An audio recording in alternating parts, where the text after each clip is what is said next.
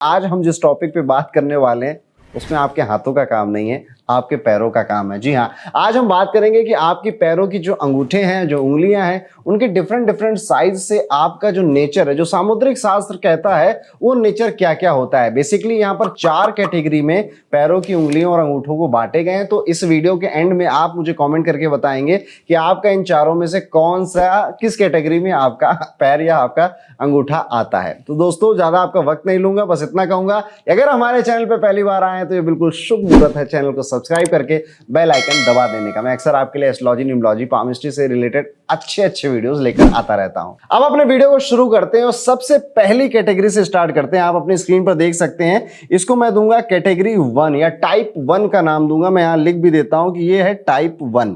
Type 1 में क्या अलग दिख रहा है आपको? अगर आप अपनी स्क्रीन पर देखेंगे तो अंगूठा सबसे ज्यादा बड़ा है, बाकी की जो उंगलियां हैं पैरों की वो एकदम लगभग एक जैसी हैं। अब ऐसे लोगों का नेचर क्या होता है? सबसे पहले ना, ये आपको शांत और सरल स्वभाव के ही मिलेंगे, सौम्य स्वभाव के मिलेंगे, सेंसिटिव नेचर के मिलेंगे, कंपोजिंग नेचर के मिलेंगे। जहां भी जाएंगे स्थिरता और शांति से अपनी बात कहने वाले मिलेंगे। बहुत ज्यादा एग्रेसिव या बहुत ज्यादा लड़ाई झगड़े वाले ये लोग नहीं मिलते हैं। हर काम को सोच समझकर करने की इनकी आदत होती है, इसलिए थोड़ा सा ना वक्त ले लेते हैं हर काम को करने में या डिसीजन को लेने में। इसलिए लोग कहते हैं कि आप इन लोगों को कि डिसीजन मेकिंग पावर थोड़ी वीक है। वीक नहीं है डिसीजन मेकिंग पावर, एक्चुअली ना ये प्रोसेस करते हैं, प्रोज भी देखते हैं, कॉन्स भी देखते हैं और उसके बाद जाकर कोई फैसला लेते हैं। और जहां भी इनको लगता है ना कि कोई विवाद होने वाला है, कोई लड़ाई झगड़ा होने वाला है या इनकी किसी बात से ऐसा कुछ हो सकता है, तो ये वहां से दूर हट जाते हैं। इवन अपनी फैमिली में भी और अपने फ्रेंड्स, अपने लव रिलेशनशिप में भी ये ना बहुत ज्यादा विवाद करना नहीं चाहते हैं और जहां हो रहा होता है वहां से दूर हटने का,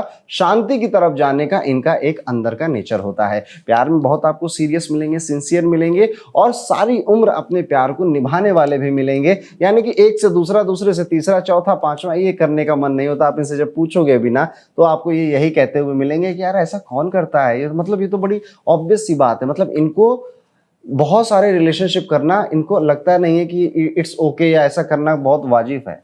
बहुत सरल स्वभाव के लोग हैं। अगर आपको इस 1 कैटेगरी में आपके पैरों की उंगलियां या अंगूठे का साइज आ जाता है। अब हो सकता है कि आपका टाइप 1 में ना आए, तो यहाँ पर टाइप 2 की बात हो रही है। अब टाइप 2 को अगर आप ध्यान से देखोगे तो सिर्फ जो अंगूठा है वो सबसे ज्यादा बड़ा है, बाकी डिक्रीजिंग लाइन में, घटते हुए क्रम में आपको उंगलियों का साइज दिखेगा। इसे हम डिसेंडिंग ऑर्डर भी कह सकते हैं। अब ये लोग, इनकी खास बात क्या है, इसको मैं नाम दे देता हूं आपके लिए टाइप 2, ताकि आपने जब कमेंट करोगे तो आपको याद रहेगा।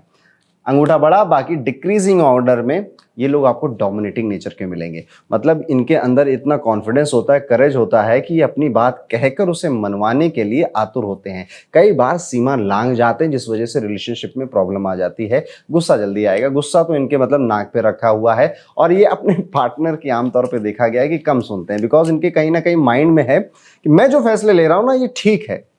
अब ऐसा इनके लिए पूरा गलत भी नहीं होता है, क्योंकि अमूमन इन लोगों को अनुभव बाकियों से थोड़ा ज्यादा होता है। क्योंकि इनकी एक आदत होती है कि जिंदगी एक बार मिली तो सारे अनुभव कर लेने, चाहे वो सही हो दुनिया की नजर में, चाहे वो गलत हो, जिस वजह से लाइफ में एक्सपीरियंस बहुत ज्यादा गेन हो जाता है। इस वजह से उम्र के साथ साथ इनका डोमिनेटिंग नेचर बढ़ता चला जाता है। मूडी नेचर के भी मिल सकते हैं, जिद्दी भी मिल सकते हैं। जो इन्हें पसंद नहीं है ये वो काम नहीं करेंगे, चाहे आप उल्टे खड़े हो जाओ, ये कोई ना कोई बहाना देंगे या फिर वहां से निकल लेंगे पतली गली से। पर पसंद वाला काम ही करना इनको ज्यादातर पसंद होता है। कई लोग होते हैं ना कि काम पसंद नहीं है बट करना है तो वो कर ले जाते हैं, ये उस कैटेगरी में बिल्कुल भी नहीं आते हैं। अब ये है टाइप 2 की कुछ खास बात है, डोमिनेटिंग नेचर, आप इसको मोटा मोटा आप समझ सकते हैं। अब बात करते हैं टाइप 3 के। टाइप 3 आपके स्क्रीन के सामने है। आप देख सकते हैं कि अंगूठा बगल वाली उंगली के बराबर है और उसकी बगल वाली उंगली के भी लगभग बराबर है, लेकिन बाकी की 2 उंगलियां जो हैं वो छोटी हैं। अब इसका क्या मतलब है? ऐसे लोग आपको बहुत हार्ड वर्किंग मिलेंगे, दिलो जान से काम करने वाले मिलेंगे, फैमिली के फेवरेट मिलेंगे, दूसरों को मोटिवेट करते हुए मिलेंगे। और एक चीज जो इनको सबसे ज्यादा खास बनाएगी वो है इनका रिस्पॉन्सिबल नेचर। ये अपनी गलतियों के लिए भी अपने आप को रिस्पॉन्सिबल समझेंगे, जो गलतियां नहीं करते हैं उसके लिए भी अपने आप को रिस्पॉन्सिबल समझते हैं। और ऐसे लोग ना हीरे होते हैं। अगर आपकी जिंदगी में ऐसा कोई व्यक्ति आए ना जो कि अपनी गलतियों के लिए अपने आप को रिस्पॉन्सिबल समझ रहा है और आपको मनाने के लिए भी अपने आप को ही दोषी ठहरा रहा है ना, उसको कहीं जाने मत देना, उसको पकड़ लेना। ऐसे लोग बहुत कीमती होते हैं और इस दुनिया में लगता है भगवान ने इनकी मैन्युफैक्चरिंग थोड़ी सी कम कर दी है। तो अगर आपके आसपास कोई है तो उनको ज़रूर थैंक यू बोलिए, क्योंकि आजकल की ये जो दुनिया है दोस्तों, यहाँ पे कोई रिस्पॉन्सिबल नहीं होना चाहता। हर कोई कह रहा है मुझे समझो मुझे समझो, कोई समझने के लिए तैयार नहीं है। तो ऐसे लोग कम हैं, इनका ख्याल रखिए। ये ना थोड़ी सी डिक्रीजिंग पॉपुलेशन है, इसको हमें बचाना पड़ेगा। और इसी के साथ हम आ जाते हैं अपने लास्ट टाइप पे, जो कि है, यहाँ पे मैं इसको कैटेगरी में दूंगा टाइप 4। अमूमन ये बहुत लोगों की हाथ साथ में मिलेगा, इसीलिए यहाँ पर समुद्रिक शास्त्र इसका बहुत लंबा विवरण करता है, क्योंकि यहाँ पर ऐसा देखा गया है कि 40% की जो आबादी है लगभग यही कॉम्बिनेशन मिलता है, जिसमें अंगूठे से बड़ी होती है बगल वाली उंगली, और बगल वाली उंगली से फिर डिक्रीजिंग ऑर्डर में हो जाता है, जैसा कि आपको दिखाई दे रहा है। सबसे पहली क्वालिटी मिलेगी, सेल्फ डिपेंडेंट होते हैं ऐसे व्यक्ति। इनको पता है कि मैं काम करूंगा तो घर में रोटी आएगी, या फिर मैं कुछ भी एक्शन लूंगा उस वजह से मेरा काम आगे बनेगा, जिस वजह से बचपन से ही इनके अंदर सेल्फ डिपेंडेंसी की जो एक भावना है वो पनपती है। इस वजह से आपको ये लोग अक्सर मेहनती मिलेंगे, रात भर काम करने वाले मिलेंगे, घर से बाहर जाकर काम करने वाले मिलेंगे, इवन कई बार ये अपनी लिमिट को पुश करते हुए भी मिलेंगे और क्रिएटिव भी मिलेंगे। ऐसे लोग ना सबको काम करते हुए देखते हैं कि ये कैसे काम कर रहा है, ये कैसे काम कर रहा है, इसने कुछ नया किया है, और उन सबसे झट से सीख जाते हैं और अपने बर्ताव में वो नया व्यवहार लेकर आ जाते हैं। कुछ नया करने की चाहत रहती है। जिद्दी मिलेंगे आपको,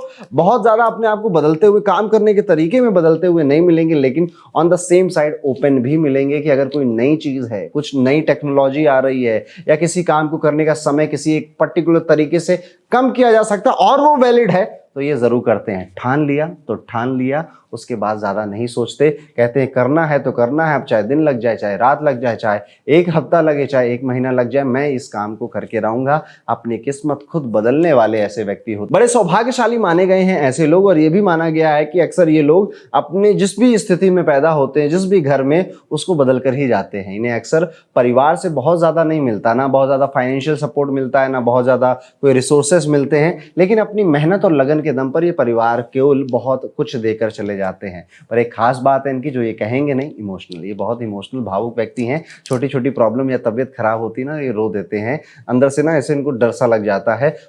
थोड़े टाइम के लिए होता है, शायद बताएं ना, शायद दिखाएं ना, पर इनका ये स्वभाव होता है। ऐसे लोग अक्सर घर से दूर रहने की चाहत रहते हैं, या फिर इनको मैं कहूँगा डेस्टिनी घर से दूर भेज देती, कभी पढ़ाई के लिए, कभी नौकरी के लिए। इस तरह की चीज़ भी इनके साथ होती रहती है, और इन्हें हालांकि सफलता मिल जाती है, पर कई बार केसेस में देखा गया है, 80% ऑफ द टाइम ये देखा गया है कि सफलता 28 की उम्र के बाद मिलना शुरू होती है, अमूमन 30 तक चली जाती है, और 40 तक तो ये सेटल हो ही जाते हैं लाइफ में और अच्छा कर रहे होते हैं। लेकिन इनकी सफलता जब मिलती है तो 4 लोग उस सफलता को देख के कहते हैं सफलता हो तो ऐसी हो। लव मैरिज करने की इच्छा बहुत होती है, प्यार में पड़ने की इच्छा बहुत होती है, क्योंकि इन्हें लगता है कि जिस तरह का मेरा बर्ताव है ना, अरेंज मैरिज वाला आदमी नहीं समझ पाएगा मुझको, इसलिए ये कॉन्शियसली ये डिसीजन लेना चाहते हैं कि मैं लव मैरिज करूं।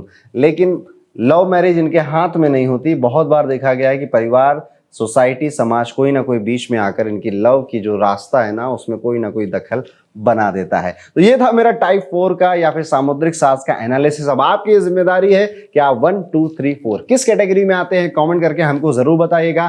सामुद्रिक शास्त्र के और वीडियोस आपको पसंद आते हैं तो मुझे टॉपिक बताइए, कुछ सजेस्ट करिए, मैं आपके लिए वो वीडियो लेकर आऊंगा। इस वीडियो को लाइक करना बिल्कुल मत भूलिएगा, आपका एक लाइक हमारे लिए बहुत जरूरी होता है।